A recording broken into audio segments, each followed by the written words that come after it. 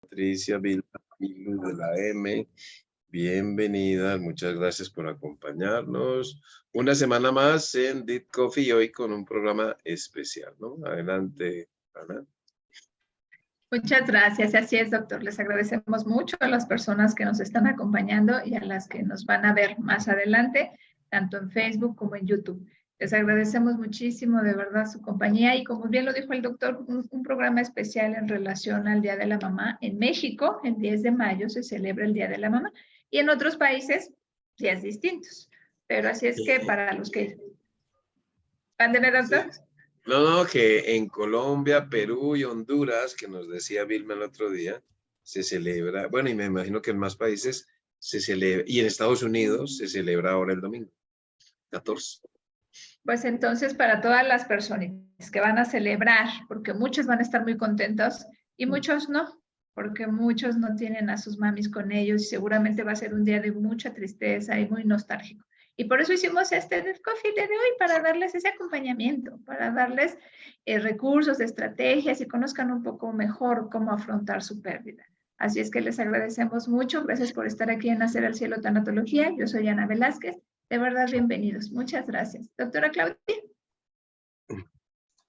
Buenas tardes, bienvenidas todas. Gracias por acompañarnos. Pues sí, como dice Anita, es un tema muy especial, es un tema amargo y dulce, dulce amargo para muchos. Entonces, pues aquí estamos, vamos a tratar de hacer algunas de las preguntas que nos sugirieron y el doctor, pues ya sabemos que es el encargado de contestarlas. Él es el que tiene el micrófono ahora. Bienvenido, Doc. Gracias por estar con nosotros una vez más. No, muchas gracias a ambas y muchas gracias a quienes nos acompañan viernes a viernes del Dead Coffee. Hoy pues, como mencionamos, con un programa muy especial. Así es, doctor. Muchas gracias. Pues bueno, entonces para empezar, si le parece bien, pues queremos preguntarle si hay un estereotipo de madre. ¿Hay una madre con la que todos soñamos o la madre en la que todos queremos o la madre que debe ser? ¿Hay un estereotipo? Es que las familias, la construcción de las familias a lo largo de la historia de la humanidad han girado en torno a la madre, a la que crea, ¿no? A la que procrea, ¿no? De hecho, tenemos la madre tierra, la madre de todos, que es considerada como la Virgen, ¿no? Siempre ha sido la que trae la vida. Entonces, la mayoría de las culturas han girado siempre en torno a la madre, han sido muy matriarcales. Entonces, siempre ha sido la madre como la figura más importante. Y de hecho, uno aprecia normalmente, aunque hay familias que no son así, pero lo habitual es que si muere el padre, la familia se sigue reuniendo alrededor de la madre. Pero si muere la madre, la familia suele tener la tendencia a desintegrarse, ¿no? Porque siempre la madre actúa como una especie de coordinadora, de conmutador, cuando existían los conmutadores, ¿no? Que es alrededor de la cual gira la comunicación. Entonces sí, puede ser un estereotipo, pero es un estereotipo que está en todas las culturas, ¿no? Hay culturas donde la madre es lo más importante. Y en la cultura latina, que es una sociedad por excelencia matriarcal, pues por lo menos aquí en mi país el día más importante del año es el Día de la Madre. Todos los otros días son importantes, pero como decir Navidad y días nacionales y demás, pero no hay nada igual al Día de la Madre. Y curiosamente, en Colombia sucedió una cosa muy ambigua, ahora que hablábamos de ambigüedades y ambivalencias. El Día de la Madre es el día que más gente se muere. Se matan mucho, se ponen a beber alcohol y ya sabemos las consecuencias del alcohol hacen que las rencillas sean más habituales y es cuando más gente muere, tristemente. O sea, se honra a la madre, pero se la hace sufrir más, ¿no? Curioso. Las ambigüedades de esta humanidad. Así es, doctor. En otras culturas posiblemente no sea así, no sea en Japón, cuando no son tan apegados a los padres. Tal vez este día ni siquiera es simbólico, no sé si haya, voy a averiguar. Oye, habría que, yo creo que sí, porque los japoneses tienen una imagen de honrar a los adultos mayores, ¿no? Y entre ellos a la madre. Muy bien, doctor. ¿Y cree que haya diferentes tipos de madres? Porque tenemos a la mamá que conocemos, pero también créanme que hay mamás como que tóxicas, mamás. Entonces hay como tipos, doctor, de madres. Por supuesto que sí, y como decía hace un momento, está la madre tierra, que es la que nos recibe en este mundo y nos cuida y nos da y nos alimenta, ¿no? Hay madres, hay empresas que son madres, hay padres que son madres, hay mascotas que son madres y nos cuidan como si fuéramos sus crías, ¿no? Cachorritos. Hay madres dominantes, hay madres pasivas, hay madres enfermas, hay madres maltratadoras, hay madres amorosas, incondicionales. Ese ideal, ¿no?, que todos tenemos de madre también existe y afortunadamente la tendencia es hacia que la mayoría sean buenas madres. También hay malas madres, pero la tendencia es hacia buenas madres. Doc, desde el momento de la concepción hay un lazo entre el hijo y la madre, ¿no? Entonces, cuando ella fallece o cuando ella no está, ¿cómo podemos vivir en este mundo que para nosotros se vuelve como desconocido, como extraño, sin la presencia de mamá? Y, Pues a ver, la edad, perdón, para terminar esto, ¿la edad juega un papel en esto? ¿La edad del niño o del...? pues es que si estamos hablando que es desde el nacimiento, pues tengan en Desde cuenta la concepción, ¿no? que el niño establece un vínculo que es instintual, ¿no?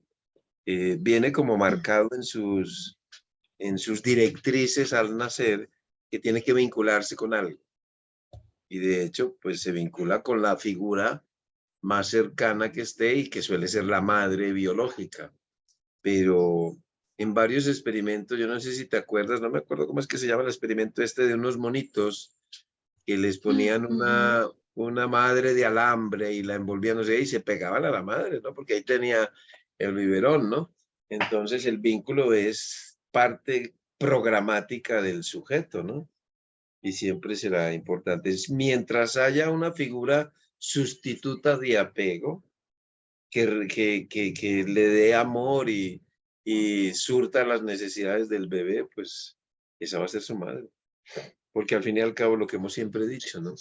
Madre no es la que te tiene, es la que te cría, la que está a tu lado, la que trasnocha contigo, la que te pone el pañuelito este de frío para la fiebre, que te lleva al médico, que limpia tu cuerpo, etcétera, etcétera.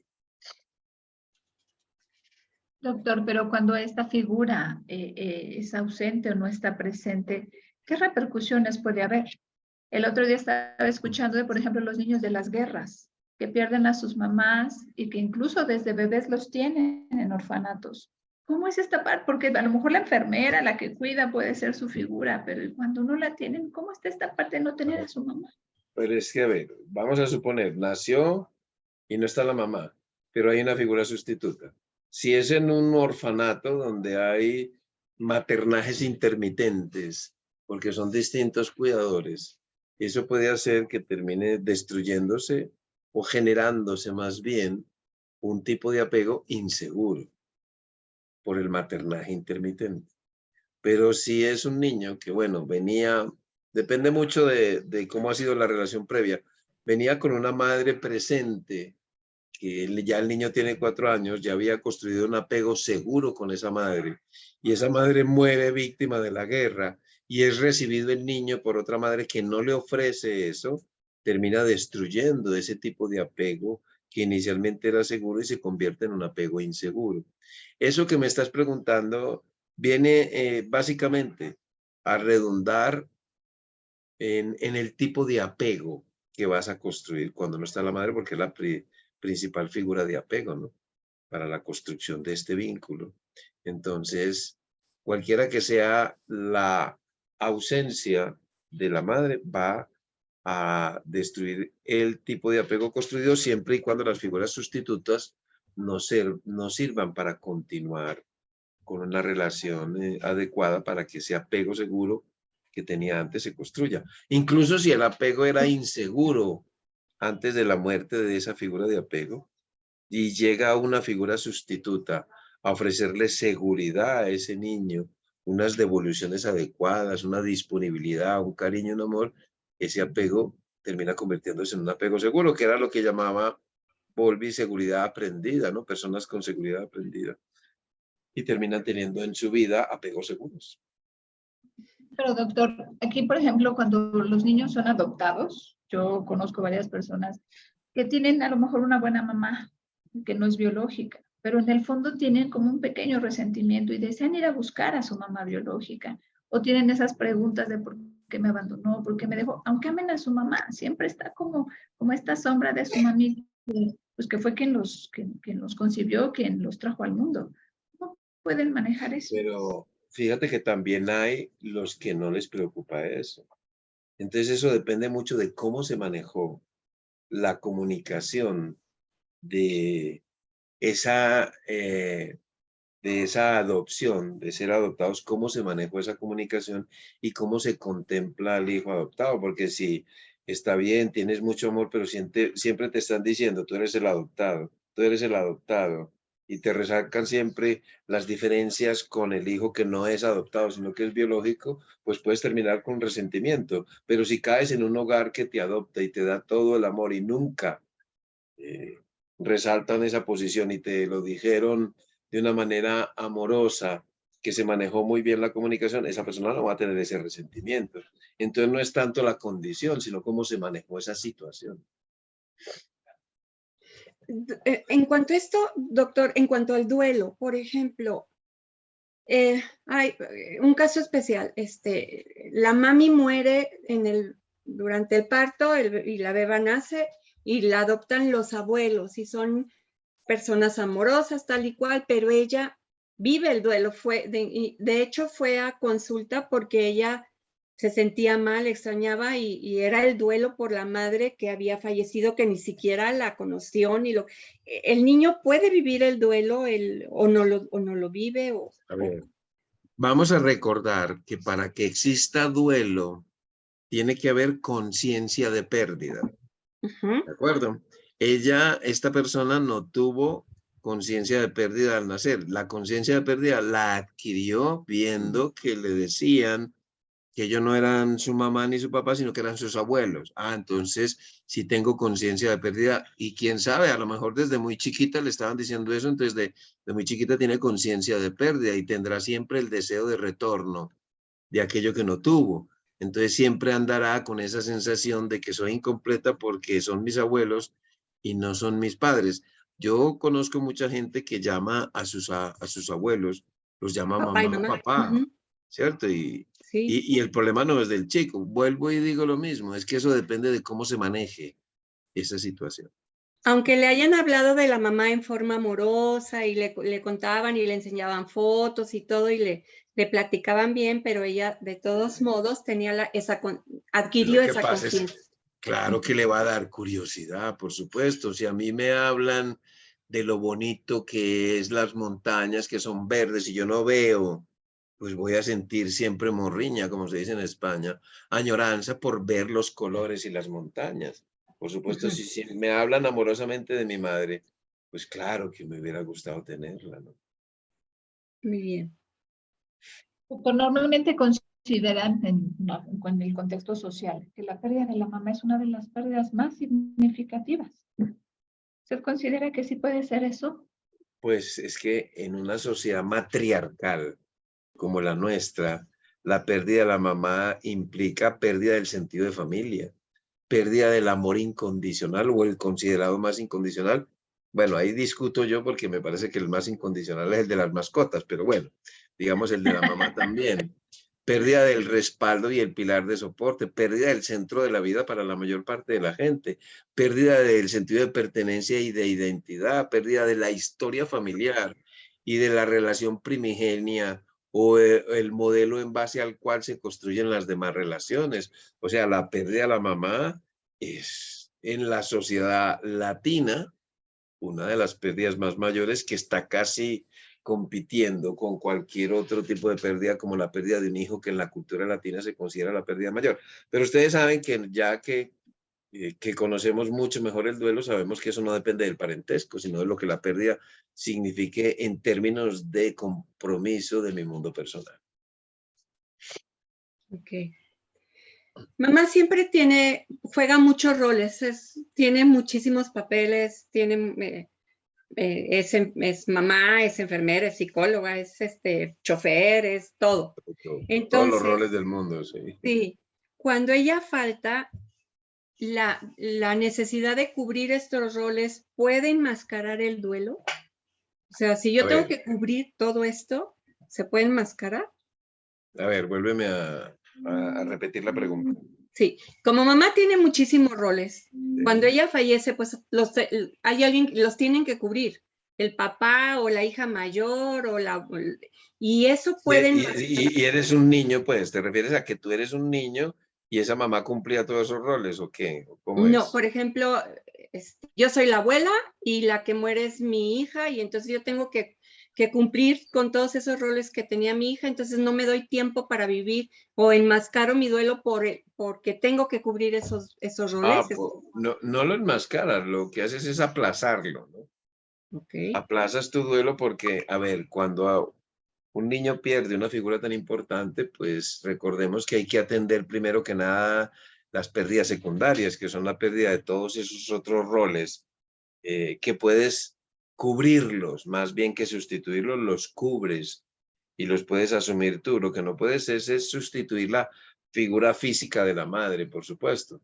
Y eso puede implicar que no tengas tiempo para dedicar a tu propio proceso y el proceso se vea ralentizado, o sea, se enlentece o incluso se puede detener porque no tienes tiempo. Ok, sí. ¿Sería válido que alguien entonces tome el rol de mamá y absorba sus funciones y deje su propio rol, ¿no? Como ustedes, o cómo se reajustan. Lo que puede es asumir ciertas funciones y dejar su propia marca, ¿sabes? No pretender sustituir la figura perdida, sino cumplir algunos de los roles, porque habrá roles que eran exclusivos de la figura que falleció, pero puedes suplir esos roles y dejar tu propia marca, no pretender ser como era la mamá. Yo tengo mi propio estilo, porque entonces perderías tu identidad y al buscar sustituir ese rol exactamente como era, el niño se va a dar cuenta porque estás forzando algo que no es tuyo, ¿no? Que tú no eres así, ¿no? Entonces, no, dejas tu marca. Muy bien. Doctor, ¿y cuáles son las emociones que se viven cuando se pierde esto? Hablamos de la ambivalencia cuando empezábamos la charla, ¿no? Tanto hay amor como también hay rencor y a veces enojo y entre culpa y muchas emociones ahí, doctor. Eso depende del tipo de relación que hayas tenido, ¿no? Dolor, tristeza, angustia, desesperación, vacío, soledad, incertidumbre, ambivalencia, rabia, hasta no sentir nada, ¿no? Por una relación que fue largamente tormentosa y cierto descanso de que ya se acabó. O sea, depende mucho del tipo de relación que se desarrolló entre la madre y los hijos, ¿no? Porque nuestra mamá pudo haber sido buena, pero pues de repente no me dejó salir, no, no me dejó tener el novio que yo quería, no me dejó estudiar lo que yo quería. Pudo haber sido la mayor parte del tiempo bien, pero siempre está como dijo la doctora, esta relación agridulce, o no, todo el tiempo sí lo toma en cuenta solo lo bueno. Es que relaciones perfectas no existen. Entonces siempre habrá algo que no te guste, ¿no? Pero no, ninguna relación es perfecta, ¿no? Y si la crees perfecta, pues estás idealizando la situación y eso no puedes recuperarte de una persona idealizada. Tienes que recuperarte por la ausencia de una persona real. Y aquellos que tienen esas personas idealizadas, les cuesta mucho recuperarse porque están pretendiendo hacer un duelo que no es real. Precisamente esa era la siguiente pregunta. Cuando es común que la idealicemos, ¿no? Y entonces ya mi mamá era casi santa, era la mejor mamá, no tenía defectos. Y esto puede llevar a que los sobrevivientes se sientan como los culpables de todo esto, pues yo era el malo, yo era el que provocaba el conflicto, Pero es que si yo como sobreviviente pienso de esa manera, la relación era terriblemente disfuncional, ¿cierto? Si yo estoy pensando que yo era el malo, es porque esa madre me hacía sentir el malo. Entonces era una relación altamente disfuncional. Cualquier persona que pierde una madre no va a pensar que él era el malo de la relación. Eso es algo ya muy disfuncional. Miren, les cuento una historia. En el 2005, porque tengo las cartas, llegó un hombre de 45 años, 2005-2003, no me acuerdo exactamente. El caso es que llegó un hombre, en ese entonces tenía 45 años y llegó a la consulta, a uno de mis grupos. Eso fue en el 2003. Él llegó con la idea de que él quería perdonar a su mamá. Y bueno, ¿y por qué querías perdonar a tu mamá? Pues porque yo ya no quiero cargar ese resentimiento. Resulta que él, cuando tenía 12 años, fue abandonado por su madre. Su madre era prostituta, tenía como 5 hermanos y un día los dejó en un pueblo a cargo de alguien y nunca más volvió a aparecer. Y a él le tocó una vida supremamente terrible, ¿no? De hecho, él vivía de una guitarrita, de estas personas que están en la calle tocando una guitarrita con una bolsita ahí para que les echen monedas. Él vivía en Cartolandia, ¿no? Aquí se le llama un tugurio, una chabola, una casita de plástico y papel, porque no, era muy pobre, ¿no? Y tenía 2 hijas y una esposa, pero estaban separados porque él no podía sostener la familia. Y él vino a mí con la idea de perdonar a su madre. Y la pregunta era, ¿por qué, ya que tienes 45 años ahora? Dice, porque es que yo ya no quiero este resentimiento. Y empezó un ejercicio en donde él las cartas se llamaban Carta de un hijo abandonado por su mamá, el proceso de un perdón. Diálogos de paz con la señora fulana de tal. Él la llamaba la señora fulana de tal porque no se acordaba ni de su nombre ni de su cara. Y empezó un proceso de perdón a su madre, que después como de 25 cartas, tengo todas las cartas que él escribió, termina diciéndole cartas a mi madre. Y logró hacer ese ejercicio de perdón. Fue una belleza de trabajo que hizo él y en una relación total y absolutamente disfuncional y abandono, ¿no? Y logró hacer eso, porque no quería cargar más con ese resentimiento. Doctor, pero como usted dice, a lo mejor y no es una relación disfuncional, no lo sé qué tiene que ver aquí la cultura, porque nuestra cultura latina es nuestra madre, es de sacrificios. Y nuestras madres no lo dicen, y tal vez no por manipularnos o chantajearnos, pero sí lo dicen, ¿no? Ay, yo que sufrí para tenerte, yo que 9 horas para estar pariéndote, yo que he renunciado a tanto por ti, entonces pues llega un punto donde dice uno, sí, mi madre se ha sacrificado por mí, y al final uno dice, pues no es que sea disfuncional, pero pues sí, mi madre tiene un papel bien importante aquí en esto, ¿no? Y eso es algo como muy común en nuestra sociedad, doctor. Sí, pero si hay una madre que te está diciendo repetidamente eso, ¿cuál es la motivación por la que te está diciendo eso? Es como una vez me decía un señor, es que mi mamá todo el tiempo está llorando, se murió mi papá y está llore, que llore y siempre quiere que estemos ahí. Y le pregunté yo, ¿y dónde vive tu madre? No, vive en tal parte. ¿Y ustedes cuántos hijos son? 5. ¿Y cada cuánto visitan a la madre? Ah, yo no puedo porque yo por el trabajo vivo muy lejos y no puedo. Mi hermana va por ahí una vez cada 2 meses y los otros hermanos viven en Estados Unidos. Entonces, ¿qué es lo que pedía la madre? Acompáñenme. Entonces una madre que está constantemente sacando a flote, es que miren todo lo que yo me sacrifiqué, es que eso no surge espontáneamente, eso surge en respuesta a algo, ¿no? A un abandono, a un maltrato, a un desagradecimiento, ¿no? Que le dicen a uno a veces de hijo, es que usted es muy desagradecido, que no sé qué, o sea, ¿cuál es la motivación para salir con ese discurso, ¿no?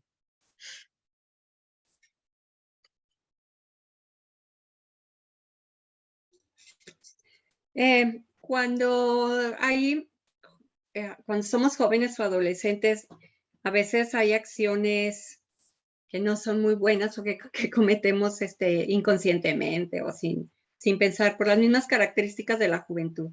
El remordimiento que queda puede exacerbar la culpa por aquello que hice, que no hice, que dejé de decir, que dije, todo esto puede hacer que cuando mamá fallezca la culpa se recargue o se haga más grande. Por supuesto que sí. Es que el remordimiento va ligado a la culpa, ¿no? Por eso se llama remordimiento. El remordimiento es arrepentirte por algo que hiciste, ¿no? Generalmente de manera intencional. Entonces, por supuesto que va ligado a más culpa, claro que sí. Tenemos comentarios y saludos, doctora Claudia, para todas las personitas que nos están acompañando.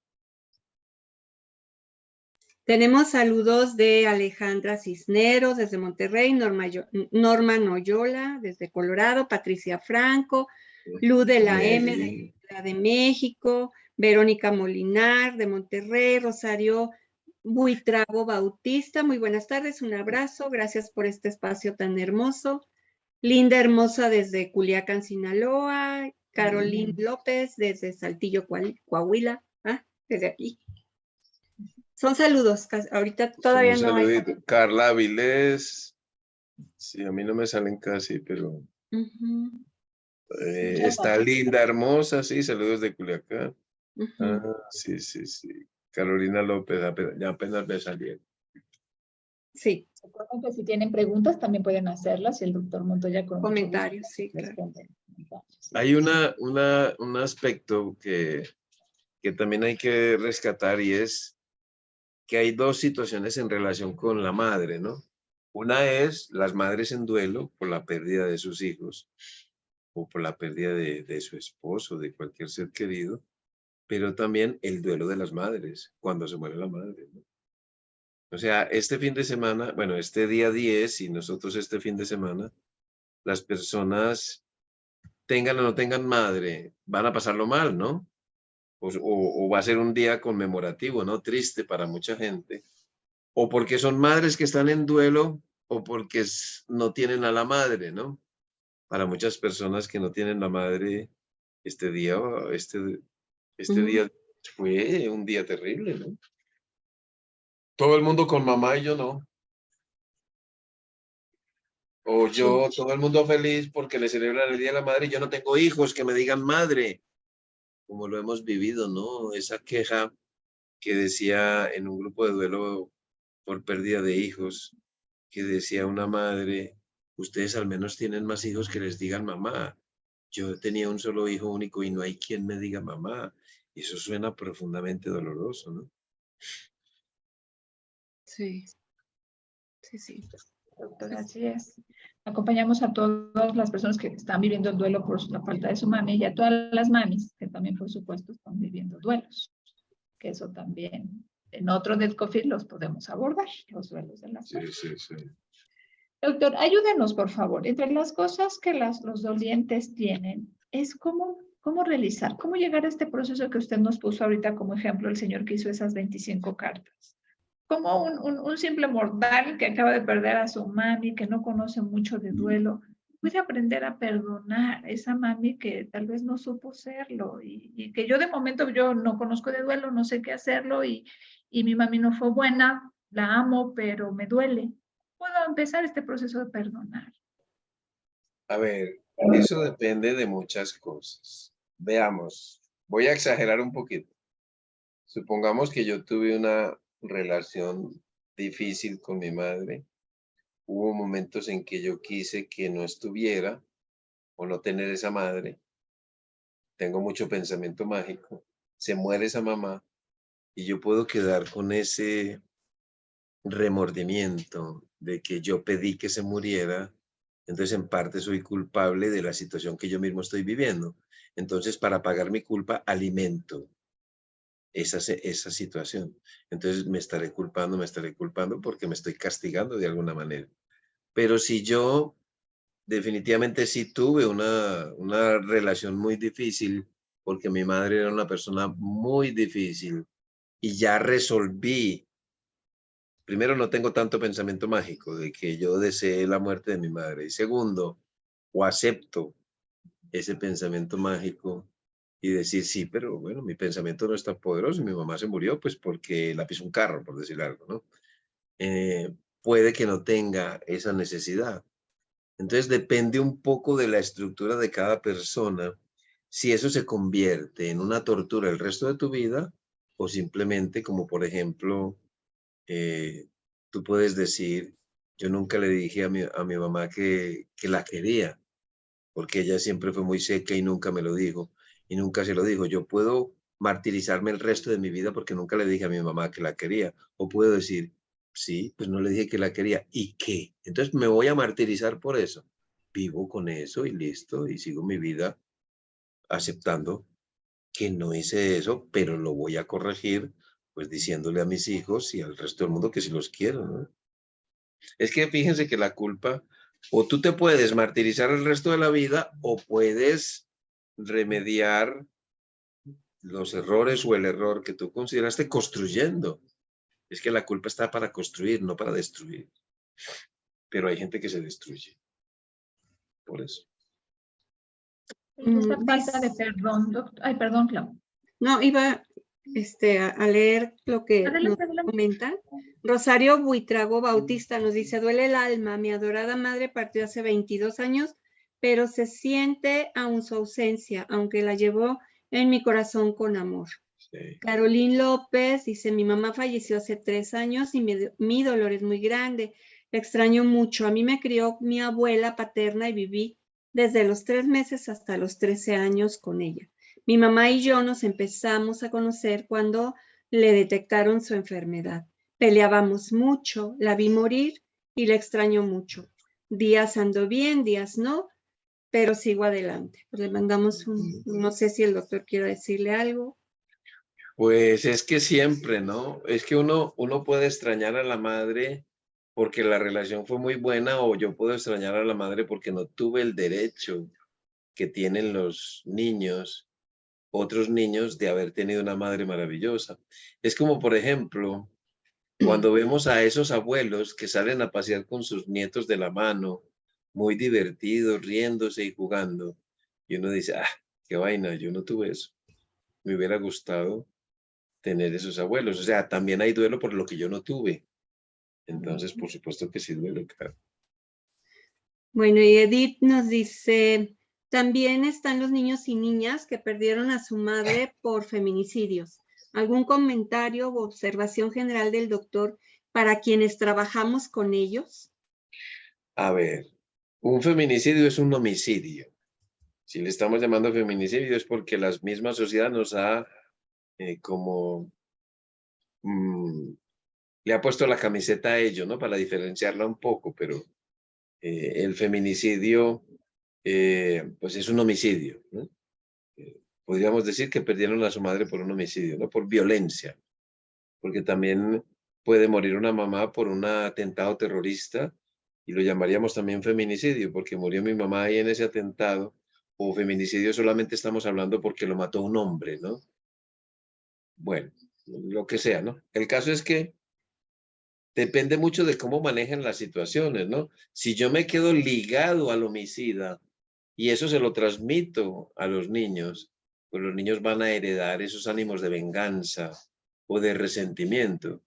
Pero si yo aprendo, y eso es un fenómeno que yo llamo agentes de experiencia, que la experiencia de el propósito de la vida en este caso con estos niños es vivir sin una madre biológica, pero si los que estamos a su alrededor, reaccionamos cubriendo muchos de esos roles como habríamos hablado ahora, el efecto no será tan importante como en el caso anterior. Entonces, lo primero que tienes que hacer, Edith, es evaluar cómo se ha manejado ese concepto del feminicidio en esa familia, ¿no?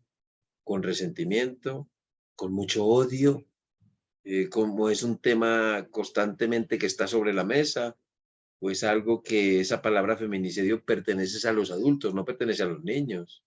Los niños conocen la violencia, pero la palabra feminicidio es exclusivamente de los adultos, ¿no? Entonces depende de cómo se haya manejado ese concepto en familia. También, doctor Lu de la M menciona, ¿hay algún ritual sugerido para estos días difíciles, sobre todo para las personas que recién han perdido a su mami? Pues los que sean simbólicos para cada uno de nosotros. Para mí puede ser importante ir a una ceremonia, encender unas velitas, hacer la comida especial que le gustaba a mi madre o que ella hacía, que nos dejó esa receta. Puedo honrar su vida. Puede ser el día de ir al cementerio y llorar todo el día y hacer los rituales religiosos respectivos. También puede ser un día donde vamos a reunir a la familia y decirles, hoy será el día de mi madre, por la mañana desayunaremos lo que a mi madre le gustaba y veremos fotos, porque vamos a poner unas carteleras para pegar las fotos de cuando mi madre era joven y a recordar lo que ella nos contaba, o porque la tía, que es su hermana mayor, va a estar con nosotros y nos va a contar historias de cuando ella era chiquita. Luego a la hora de la comida comeremos la comida que le gustaba a mi madre, por decir algo, el pozole. Y entonces haremos pozole y nos reiremos de cuando ella hacía el pozole y anécdotas alrededor del pozole y veremos las fotos ya de cuando se conoció a mi papá. Y entonces mi papá nos contará cómo fue que le echó los perros, cómo era, y por la noche cenaremos lo que a ella le gustaba. Yo me la puedo montar como quiera. Me la puedo montar bien triste y llorar todo el día y darme golpes de pecho, pero también puedo honrar su vida, ¿no? En esos dos extremos está. Y la gente elige pues lo que quiera, ¿no? Según su propia manera de ver el mundo y de ver la vida, ¿no? Ok. Doc, además de la muerte por muerte de la mamá, también se puede perder a la madre de otras formas, como por ejemplo cuando hay un divorcio, una separación, cuando pierden la patria potestad, porque ya actualmente ya también le están dando lugar a veces al papá para llevarse a los niños, por abandono físico, emocional, por enfermedad, etcétera, etcétera. Bueno, en estos casos, la intensidad de los sentimientos y lo definitivo de la pérdida es diferente entre, por ejemplo, si fue por separación, esto está como la posibilidad de volverla a ver, pero si ella falleció, pues ya sé que ya no la voy a volver a ver. ¿Esto hace diferente el duelo? Es que eso depende nuevamente de cómo se manejen las cosas. Si en la separación la madre se construye otra relación y se aleja de los niños, pues yo puedo como niño o como persona decir, bueno, pues mi mamá no quiere estar conmigo, me voy a dar látigo toda la vida, soy un depresivo porque no soy amado por mi madre. O puedo decir, bueno, pues si mi mamá no me quiere, hay otras personas que sí me quieren y voy a intentar ser feliz con lo que las demás personas me dan a mi vida. Entonces depende de cómo manejemos las cosas. Es que no podemos generalizar en algo tan complejo como son las relaciones humanas. Si es una madre que le quitan la potestad, ¿cuál fue la razón de que te quitaran la potestad? Porque a un padre se la quitan mucho más fácil que a una madre. O sea, para que a una madre le quiten la patria potestad, tiene que ser una madre poliadicta, que viva en la calle, que maltrate a los niños. O sea, no es una buena madre. Entonces la cosa sería pues completamente diferente, ¿no? Claro, doctor, gracias. Pero estos espacios también son para dar consuelo. Entonces, queremos escuchar a Carolina López, que ella nos dice, mi mamá nunca me dio mi lugar como hija. Ella, solo sus hijos de su segundo matrimonio, pero siempre le ayudé y apoyé en todo. En un momento dije, ay, yo quiero otra mamá, porque la mía era muy dura conmigo y me daba muchas responsabilidades. Al final ella me dijo que era su mejor hija y que me amaba, pero yo no le guardo rencor de nada porque sí me lastimó mucho como me trató. Ella se casó 2 veces, ella es la mayor de sus hijos, de su primer matrimonio, siente que le faltó más estar con ella. Ella no supe que era mamá, tengo bonitos recuerdos de ella, pero siento que me faltó mucho estar.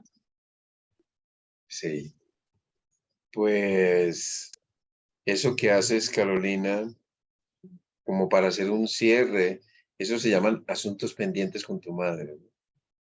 Y dentro de los asuntos pendientes están cosas que hicimos o no hicimos con ellos, que nos hubieran gustado, en este caso, hacer con tu madre o que tu madre hiciera contigo.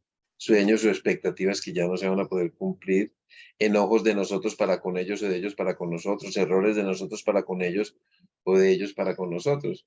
Veo que hay asuntos pendientes y lo puedes resolver, pues, con la silla vacía modificada, ¿no? Hablando con tu madre cuando vas caminando o en el mismo cementerio que seguramente ya lo habrás hecho, o a través de un papel, ¿no? Escribir como el caso de que les comentaba de ese montón de cartas, escribirle diciéndole, me hubiera gustado mucho más estar contigo y poder hacer esto, esto y aquello. Sé que no se pudo porque, bueno, esto y aquello, hasta que tú al final, después de las cartas que necesites, digas, ya dije todo lo que tenía que decir, ya estoy en paz con ella, para que no te quede esa sensación de algo pendiente. Eso haría yo, pues. Doctor, gracias. Y no sé si también para poder afrontar esta ansiedad por separación, porque hay veces que el duelo tal vez no tuvimos oportunidad de hacerlo en su momento y lo hacemos después. No sé, para esta ansiedad, las cosas de la mami, ¿qué papel juegan, doctor?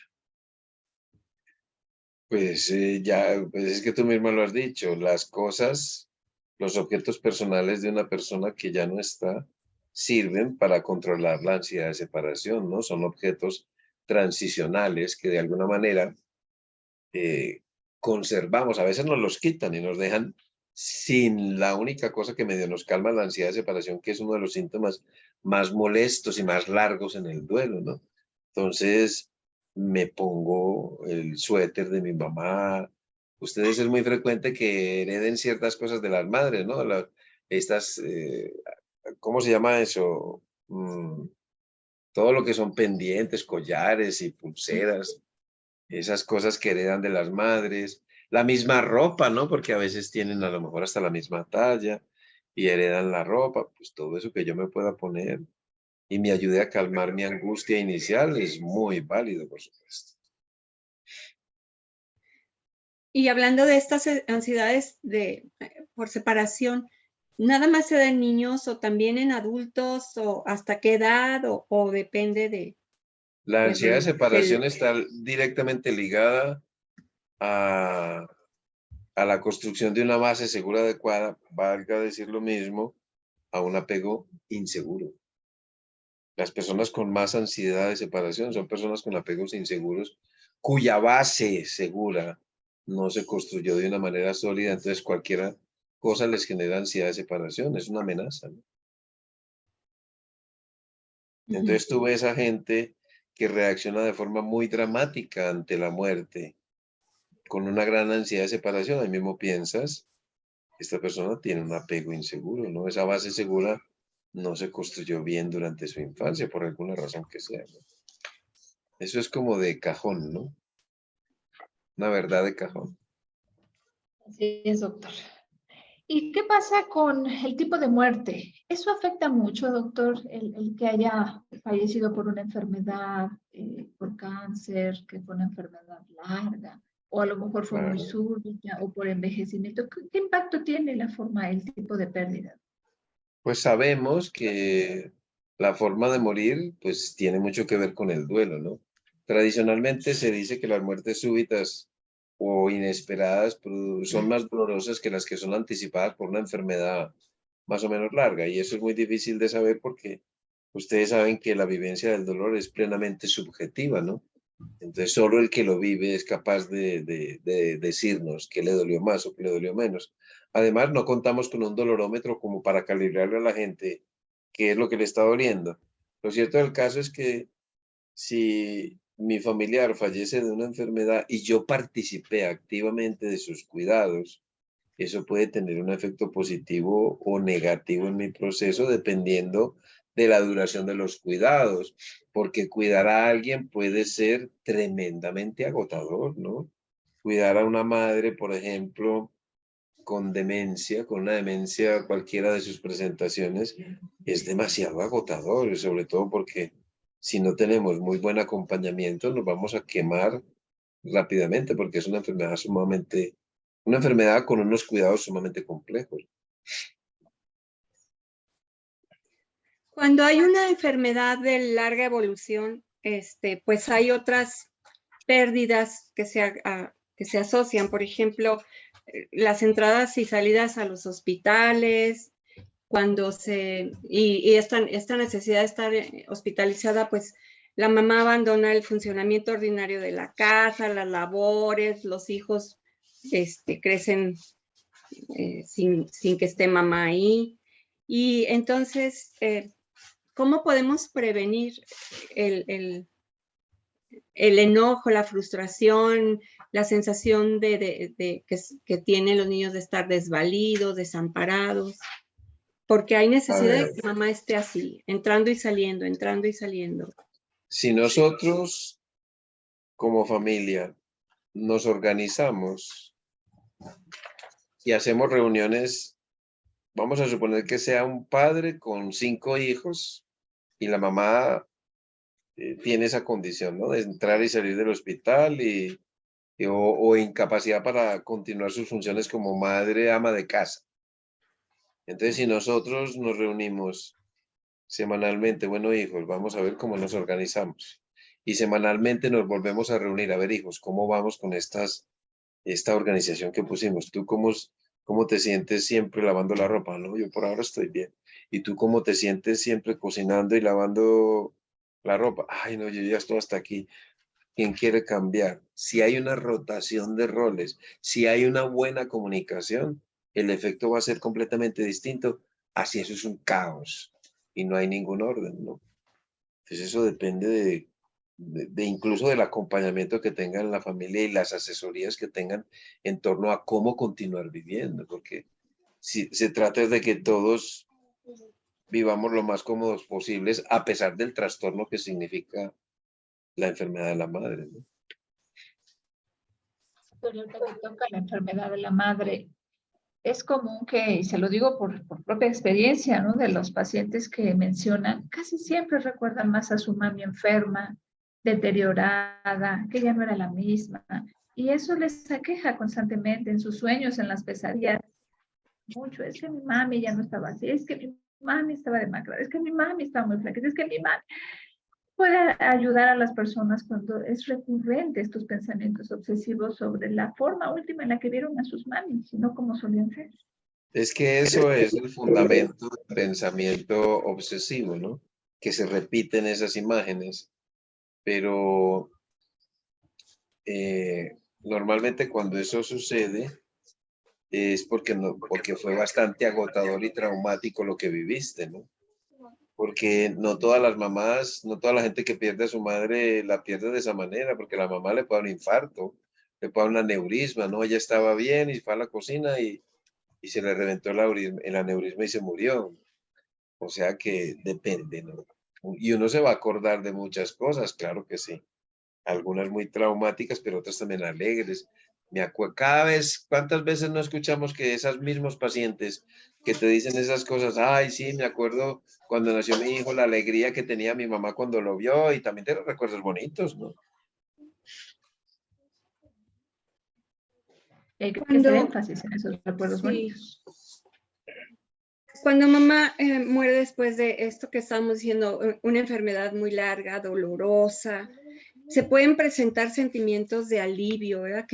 O sea, no que se desee la muerte, pero qué bueno que ya dejó de sufrir, ya murió, y hay culpa. Y entonces, ¿cómo podemos trabajar esto? Pues a ver, siempre que una persona con la que convivimos, mamá, hijo, esposo, esposa, hermano, papá, sufre una enfermedad con una fase final muy tormentosa, en la que no tenemos un buen acompañamiento en el control de los síntomas de la enfermedad, o incluso con un buen acompañamiento.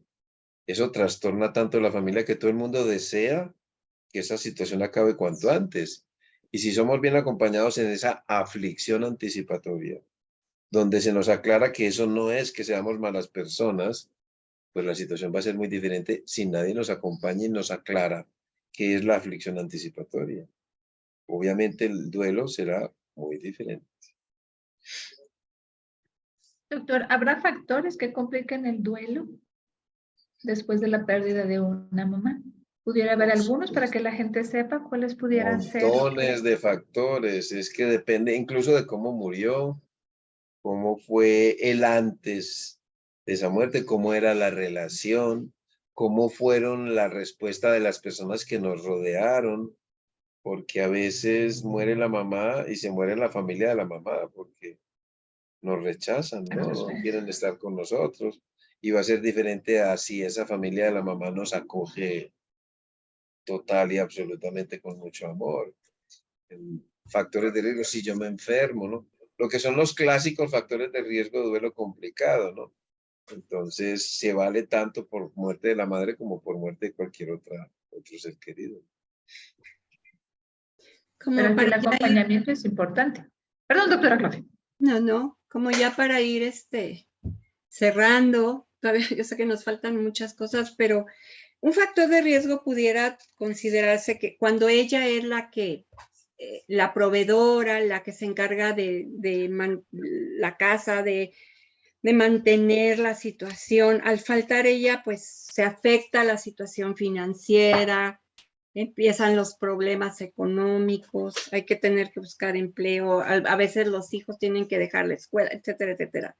Esto puede traer también complicaciones para el duelo, para vivir el No, duelo. es que el peso específico de cualquier miembro de la familia va a impactar al resto de la familia en mayor o menor cantidad.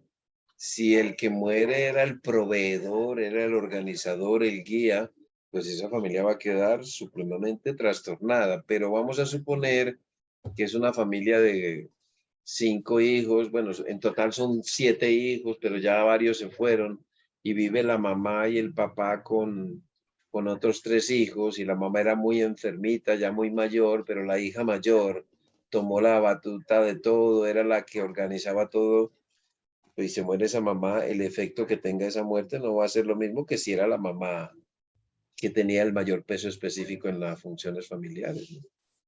Entonces depende del peso específico, claro, se genera un duelo diferente así no tenía mucho peso específico, ¿no? Doctor, ¿y qué pasa cuando pues papá se siente solo y llega un momento donde quiere rehacer su vida? Y los hijos dicen, no, es que no vas a engañar a mi mamá, ¿no? No queremos que te vuelvas a casar, ¿no? Mi mamá es mi mamá. ¿Cómo es esta parte para los papás? ¿Qué poder decirles cuando quieren rehacer su vida? Y Pues, está el papel y los zapatos que le quedan muy grandes a cualquier persona para volverlos a llenar para los hijos. es que eso depende de cada persona, ¿sabes? Y de cómo se ha manejado la relación en la casa. Si yo me he dejado manejar por mis hijos, va a ser un conflicto grave. Pero también si soy un tirano, también puede ser un conflicto grave. Pero si ha sido una relación de diálogo en donde los hijos reconocen que el papá, pues para los hombres es muy difícil vivir solos, ¿saben? Un hombre, una mujer puede quedarse viuda siempre, pero un hombre no se queda viudo, no porque ya tenía una noviecita antes de que se muriera la esposa, sino porque el hombre necesita que lo cuiden. Es un hombre ya mayor que la mayoría no se consideran en condiciones de aprender a funcionar, a cómo se maneja una lavadora, a planchar la ropa, a cocinar, a barrer, a trapear. No, el hombre necesita quien lo cuide. Entonces se une más fácilmente a una pareja, no buscando la sustitución de la esposa perdida, sino buscando algunos roles que ya no es capaz de asumir él mismo. Entonces, si los hijos dicen y se niegan, pues es que el papá puede decir, ustedes se pueden negar, pero es mi vida y yo hago lo que quiera con mi vida. Yo ya cumplí con ustedes, déjenme y respeten mis decisiones. O puede optar por hacer lo contrario y dejarse dominar por los hijos. O sea, Pero depende si mucho hay de la hijos, relación. ¿Ah? y si hay hijos chicos, doctor, cuando son grandes opinan y puede uno decir, es mi vida, y el hijo dice, pues está bien, pa. Pero si Pues son si hay chiquitos, hijos chicos, una nueva pareja del padre ayuda en la crianza. Por supuesto que si yo quedo viudo y tengo hijos pequeños, la primera condición es que la relación de esa nueva pareja ame profundamente a mis hijos y los respete. Pero si es una madrastra que va a tener la imagen de la madrastra terrorífica que vemos en las películas, pues yo la mando, le abro la puertecita y le digo, qué pena. Yo no sé si tú has visto esa propaganda Sí, sí, que sí. dice que tiene pues la mascota, ¿no?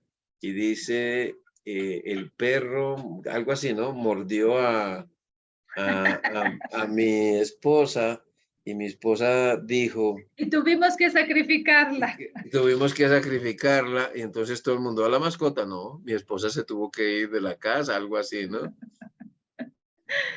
Sí, y sobre todo que las mamás que llegan, que no creo que sean madrastras, ¿no? Confiemos que no sean esas madrastras de Blancanieves, que les permitan, ¿no? El recuerdo de sus mamis a los niños, porque el hecho no es sustituir ni reemplazar, y que los hijos sepan que no va a llegar a ocupar el lugar de su madre, ella Pero hay siempre va a ser su roles que mamá. sí va a cubrir la nueva pareja, ¿no? El de organizar, el de recibir a los niños después de la escuela, muchas cositas que sí va a asumir, por supuesto. Además, no es los hijos que tienen que aceptar a la madre o ganarse a la nueva madre. Es la nueva pareja la que tiene que ganarse a los hijos.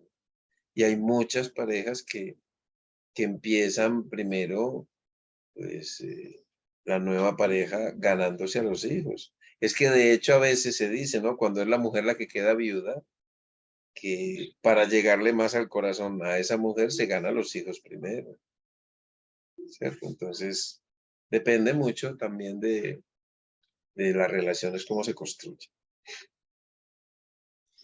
Pues ya para terminar, No se puede como generalizar. Sí, Doc. nos podría dar como estrategias de afrontamiento para estar bien, para poder salir adelante cuando mamá ya no está y el mundo se colapsa.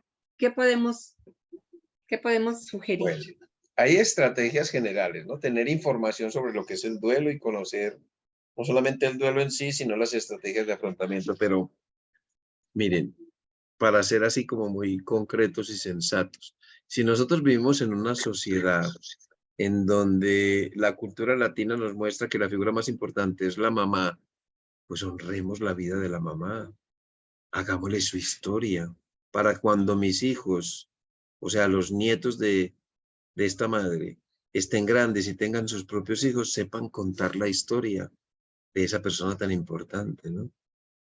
Quién era, cómo era, qué hacía, qué le gustaba, el color de sus ojos, el tono de su voz, esas fotos de cuando era joven.